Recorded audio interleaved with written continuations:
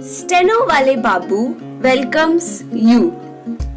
Shorthand dictations in male and female voice from all sources like magazines, speeches, and editorials at various speeds up to 120 WPM for various departments like SSC, DSSB, CRPF, Delhi Police, etc.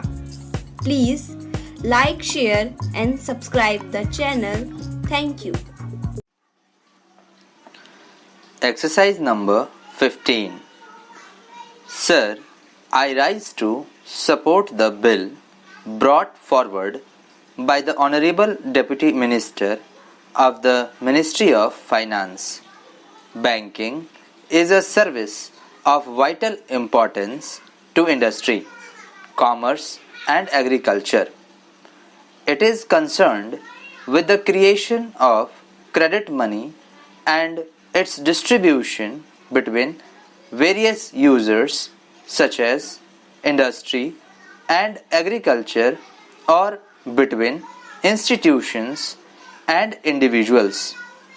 In fact, the smooth working of a modern economy depends on the proper regulation of credit with which the banks are concerned.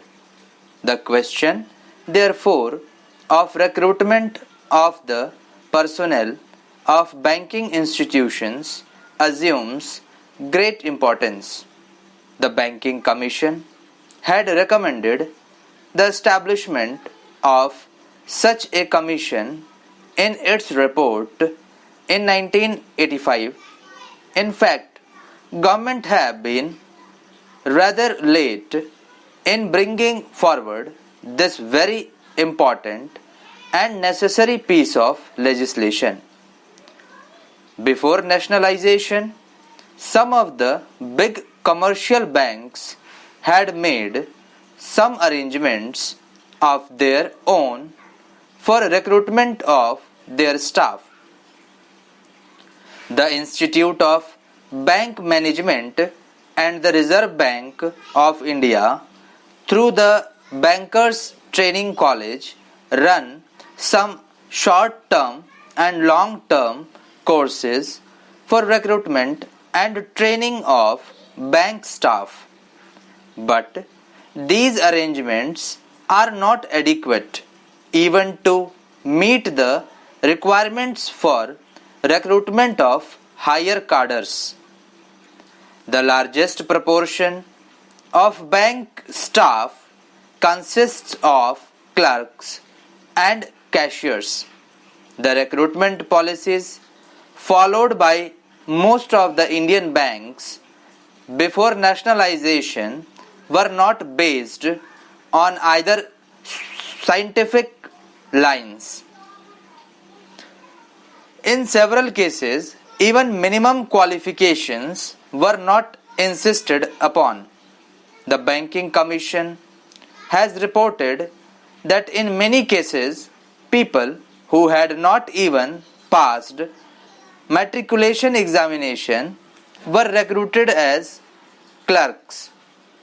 There was no proper evaluation of the aptitude or capacity, and very often caste and relationship determined the choice of candidates.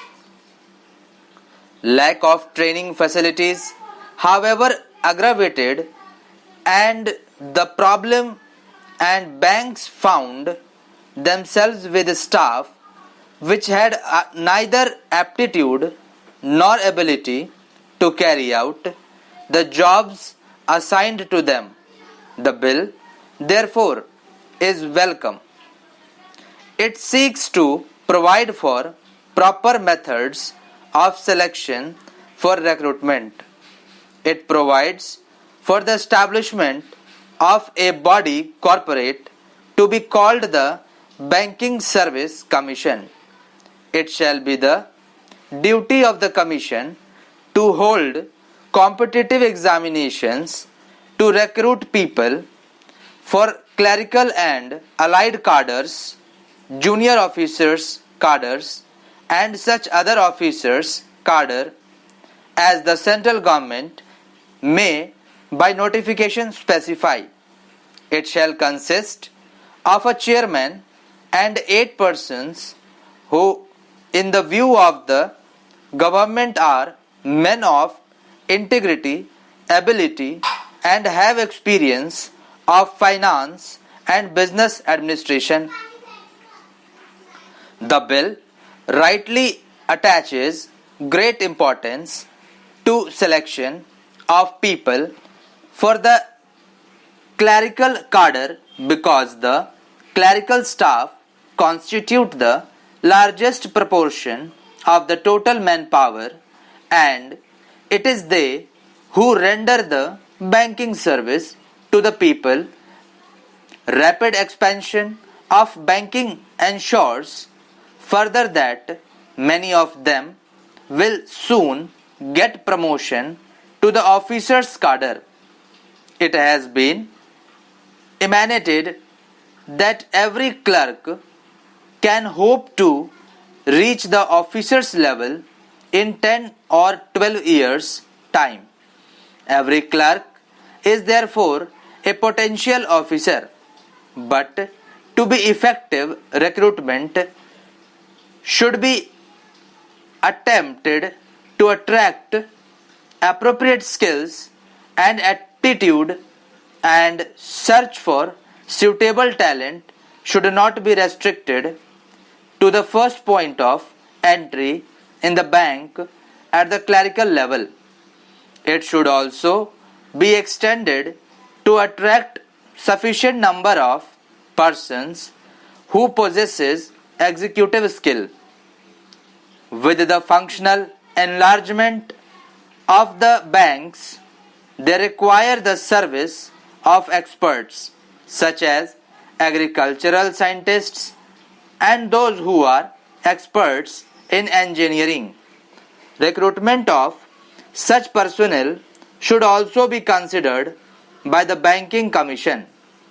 A provision in the bill enables the government to increase the proportion of such junior staff from 25% to 33%. In my view, it is a welcome provision. There is a provision that a certain percentage shall be reserved for scheduled castes and scheduled tribes. This percentage has to be determined according to the general principles and also the requirements of the banks. One provision says that the Commission will have certain advisory functions. It is an important provision. We know how in government service very difficult problems of promotion and seniority arise. It is better that they are solved by a third body rather than the superior officers who have sometimes prejudices against people working under them. I hope this provision will be used for that purpose. I will not take any more time of the House by dilating on the details of the bill. I hope the honorable members will accept the basic idea behind the bill.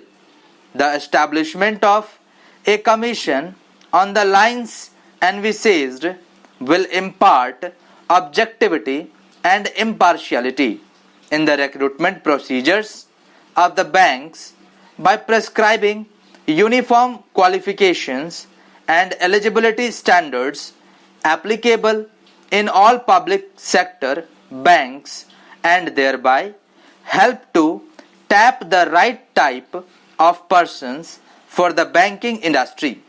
Finally, there is a last clause which says that the government may extend the provisions of this bill to other banks if the Banking Service Commission could cover the requirements of other commercial banks also, so much the better. We will have uniform standards for recruitment of personnel in all the banks. With these words, I support the bill. Thank you.